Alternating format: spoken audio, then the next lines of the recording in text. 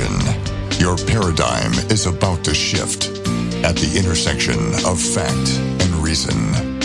You're entering Kingston Country. I'm Dan Kingston, and you're listening to the Dan Kingston Podcast. Do you think coronavirus was possibly spreading around the world back in November? Well, on Twitter, Miss Smith says, yes. I know multiple people, including the office I worked and various family members who live hours, some states away, who had a nasty upper respiratory infection, cold, and it was a very long recovery, 2 to 3 weeks. Elizabeth Woodville says, I'm sure it was. My friend teaches ESL online. She is a student who works in California, whose parents are in China. He said that people with any ability knew the situation was dire in Hubei province and were fleeing China for other countries long before January 31st.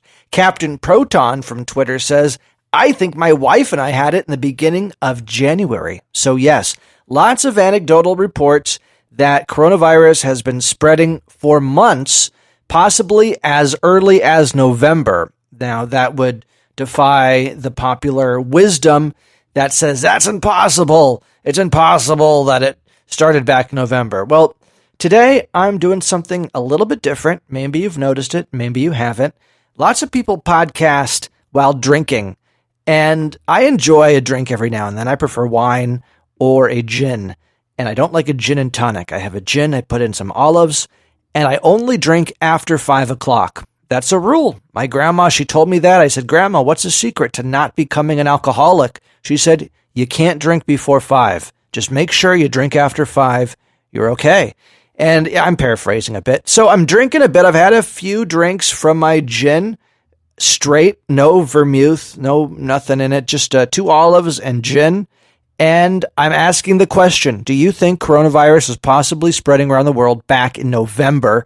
Many people do. Many people think so. I also have anecdotal stories just from family and friends thinking, wow, maybe they got something that nasty cold.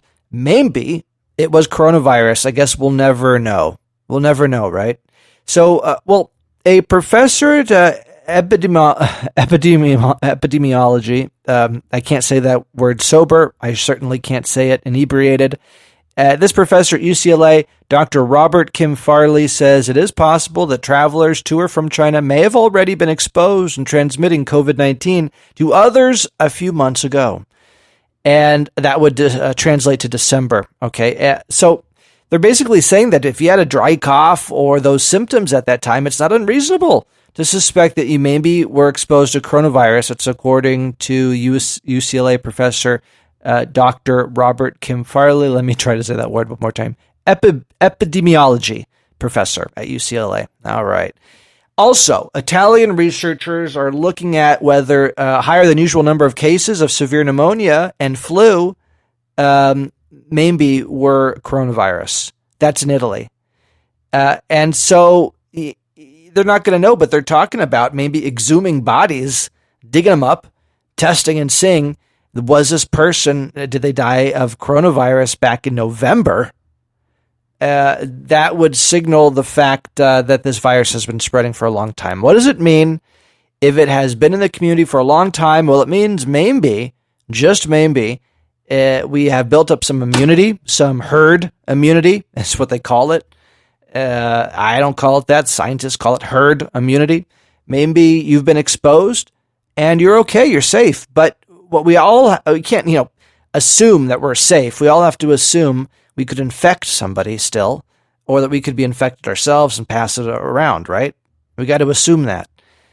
And I know, still the flu cases, more people die from the flu, yada, yada, yada. But do we want another flu spreading around that's arguably more infectious? And without arguing, we know it's more unknown. We just don't know. What are the long-term effects? I mean, let's say you recover from coronavirus. God forbid you get exposed to it, you get sick. And let's say, God willing, you recover. Do we know that there's no long-term side effects? It's a new disease, so we don't know. And Terry C. from Twitter says, look at SARS long-term, likely very similar, because SARS, I guess, is very similar to coronavirus. Well, SARS is a coronavirus, a different kind of it than COVID-19. And I looked it up. Terry C. told me to look it up, so I looked it up. A small percentage of patients do have long-term side effects from SARS, including depression or anxiety, cough, shortness of breath, chronic lung disease, or kidney disease. So, look, part of the reason why we're having this all-hands-on-deck approach and asking you to shelter in place, even though it's destroying likely your economic future and prospects, it did for me, at least short-term. Maybe long-term, we don't know. It's a lot of unknowns. But also the disease, coronavirus, has a lot of unknowns. We don't really know what we're dealing with. Is there going to be a second wave? Could the second wave be more deadly? It could. It could be. So, have you been exposed? Have I been exposed? Do you think it's been spreading since November? If that's the case, then it puts some of these comments by public officials in a really bad light. For instance, in New York, you have the Commissioner Barbot. She's I don't know if I can pronounce her name right, but the NYC Health Commissioner. And back in February 9th, she tweeted, "Today, our city is celebrating the Lunar New Year parade in Chinatown, a beautiful cultural tradition with a rich history in our city. I want to remind everyone to enjoy the parade and not change any plans due to misinformation about coronavirus." Well, back in February 9th, 2020, this year, people like me, Dan Kingston, I was warning about coronavirus. I was saying, order a mask, because if you wait, they're going to sell out. Take care of yourself. That's what I was warning about back then. And the NYC Health Commissioner was saying, go to Chinatown, enjoy the parade, don't listen to misinformation. I guess she was saying that I was the one providing misinformation. Well, that's not right, is it? Bill de Blasio, he said that since I'm encouraging New Yorkers to go on with your lives, get out on the town, despite coronavirus. I thought I'd offer some suggestions. Here's the first. Go see the movie Traitor. If The Wire was a true story set in Italy, it would be this film. So Mayor Bill de Blasio, back during this time in February, was saying, go to the movies. Go to the movies.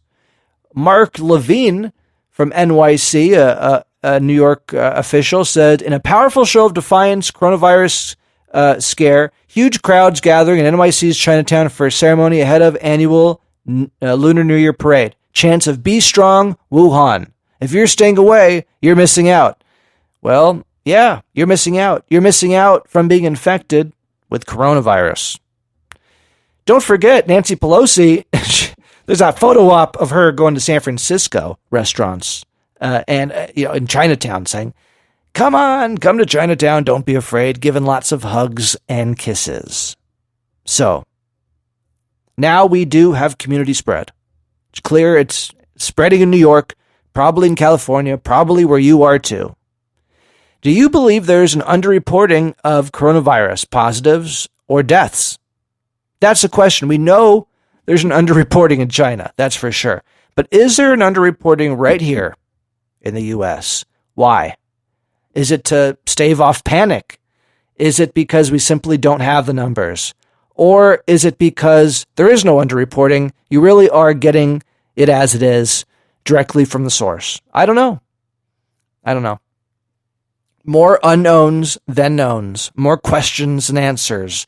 Going into the election, is it going to hurt or help President Trump? Is it going to hurt or help Biden? I think Trump looks presidential. I think Biden looks like he's suffering from dementia. Lots of people are wondering, how are they going to get Cuomo in there? Is Biden going to get Hillaried and they're going to put in Cuomo to replace Biden? Well, if they could find a way, maybe they will, but then Bernie's going to say, hey, what about me? I'm the guy. I'm up next. So they'll have to Hillary Biden, and they'll also have to Hillary Bernie. They'll have to Hillary everybody. It'll add to her death count, which is probably already in the thousands. Wouldn't you agree? Kingston Country. You've been listening to the Dan Kingston Podcast.